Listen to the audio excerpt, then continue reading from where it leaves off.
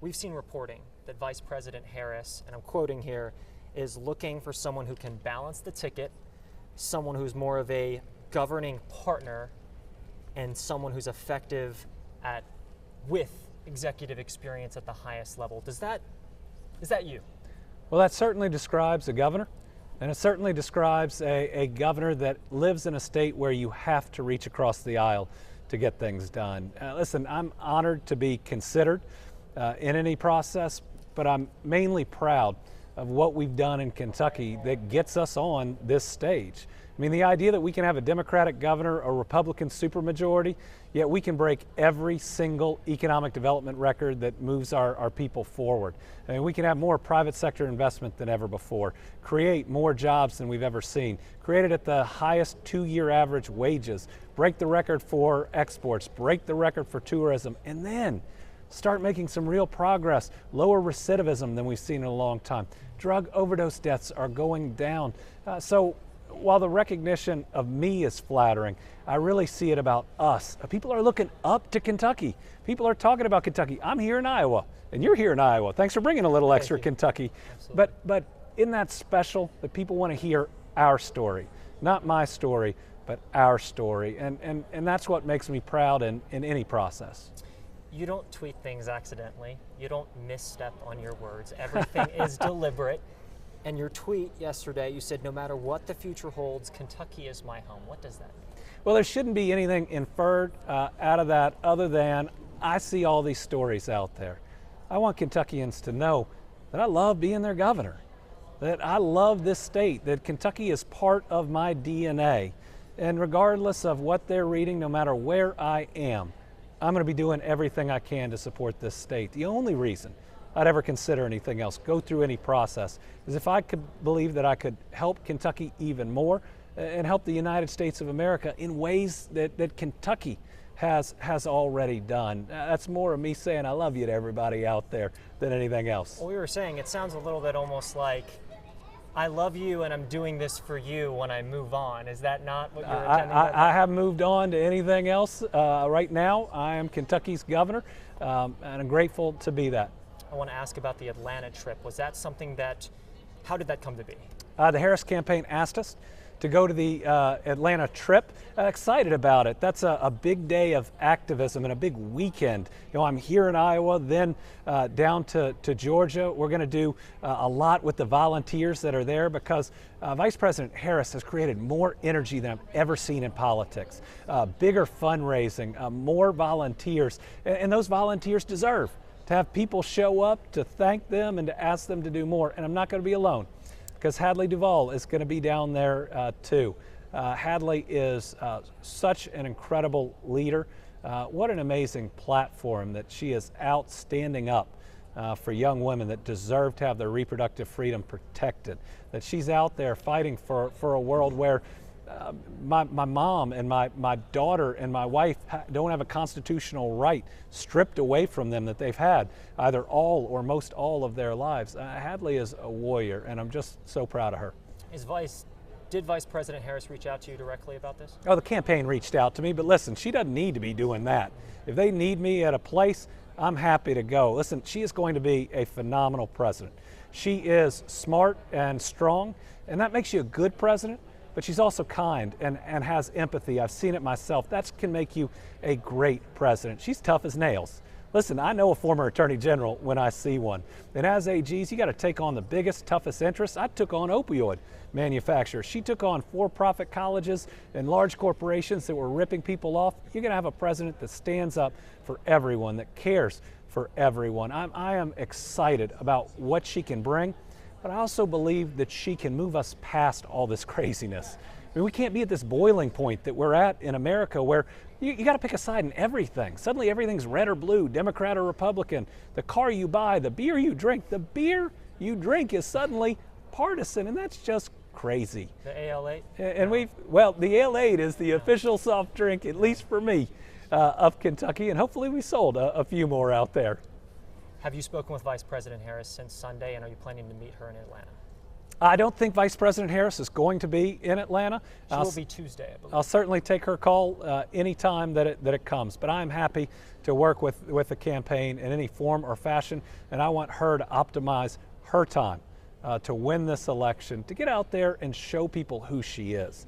Listen, they're trying to depict her in ways that aren't her. They're trying to depict her as too liberal. It's not true. She can be a good president that brings people together and sees everyone. They're trying to depict her in ways that are terrible, saying things that no one should say about another human being. I don't care if you're running for president, you shouldn't have to be called things like a cat lady. I mean, how dare JD Vance insult so many women that are across this country? And then for the former president, I mean, he's a former president, to just get up and throw insults at people, that ain't right. JD Vance, you mentioned the senator. If y'all were on a debate stage, who would win? I would, every day, all day. I mean, listen, I'm a person of real conviction. I'm a person who believes what he says, and I care deeply about our people in Kentucky. This is somebody who exploited us, who used to come for weddings or funerals or a couple weeks during the summer to see his kin, and I respect that. But to claim that you know our culture and then to insult our people is just wrong. And when I made my comments, did you hear what he said when he responded? He said, "How dare you attack," and these are his words, "my origin story." Origin story is what Batman has. I mean, what fictional characters have. The rest of us have upbringings or childhoods. It just shows you how contrived that it is. So I think people would see a governor with a record of helping people. They'd see a former venture capitalist who has a record of exploiting people, and they'd know which one of us is real and which one of us is for them. Just a few more questions here. The New York Times published an article about you today. I know Kentuckians often, at least the ones I've spoken to, talk about you. They talk about your smile, how you approach people, but we all know that you work long hours, and we all know that you're not someone to get run over. And when certain, rubber meets the road, you're willing to speak up. They described you as a amiable attack dog from Kentucky. Is that how you describe yourself? I like the amiable part. Yeah. Listen, my goal is to bring people together. And I think that we're supposed to lead with love and kindness over hate and anger any and every day. My faith teaches me that I'm supposed to love other people and not judge them. But when people are doing wrong, I will stand up for the people of Kentucky or the United States of America. Listen, I defended the Affordable Care Act when Donald Trump and others were trying to tear away coverage from millions of Americans and expanded Medicaid, and over 1 million Kentuckians that have pre-existing conditions. Javier Beshear and I were the faces of that case, and we won and protected it.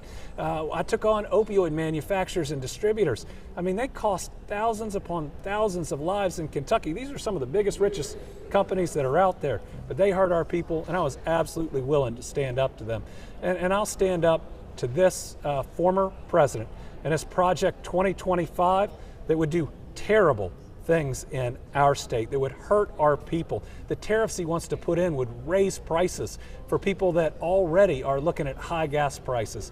I believe in the people of Kentucky. My job is to do the right thing for them, whether it's popular or not, and I'm willing to fight that same fight for all Americans. Last couple here, you're bringing up Americans in the United States of America, arguably more now than maybe you did months back. You've been asked repeatedly about the VP pick. Even so, you had a statement on Team Kentucky the other day to just say, "I know what I'm asking." Are you ready to hear it again? Ready to hear it. Well, let's see what you say to this. Are your kids the reason you're not shutting this down? Because you mentioned them in your Team Kentucky update Thursday. Well, my kids are so special to me. Will's playing baseball right now. I hate that I'm missing that. Lila had a horse show today. They are incredible. They deserve a better world. They deserve a better Kentucky, and they deserve a better country. I left a private law practice where we were comfortable, and we could have been happy doing that. But when they were born, I just looked at them and I thought, you all deserve better. And am I doing everything I can? Am I taking advantage of all the skills that I have to make this a better world for you? And they don't have a better world being left a certain amount of money. That doesn't do it for every child that are out there. So I'm always going to make my decisions about how much I think I can create a better world for them, but also every other child that's out there, especially those that are born in more challenging circumstances than they are. If you believe like I believe that every child is a child of God, that teaching where Jesus says, let the children come to me and do not deter them, we've got to do so much more in this country to provide so much more opportunity for all of our children. Governor, even your former opponent, Daniel Cameron, has acknowledged that you're a family guy, and he respects that about you. He said that you put them first. You would not be going to Iowa and then Atlanta the very next day and spend time away from them unless it was beyond just an event to get the word out. It has to be bigger than that, no? Before any of this That's fair, happened. but Atlanta, I mean, that turnaround. I'm going to Atlanta because the Harris campaign asked, but you know. But not because you're trying to show them what you can do. I'm honored to be considered. And regardless of what happens, I'll work every day to make sure we elect Kamala Harris as the next president of the United States. Last question. Do you have the other people on this list? Governor Josh Shapiro, Senator Mark Kelly. Do you stack up with them? Why? Well, they're all amazing people. I know all of them except for Mark Kelly, and I know all of them well. They are good people. They are good friends. I don't have a negative word to say about them. Each is a great leader. Thank you, Governor. Thank you. Appreciate your time.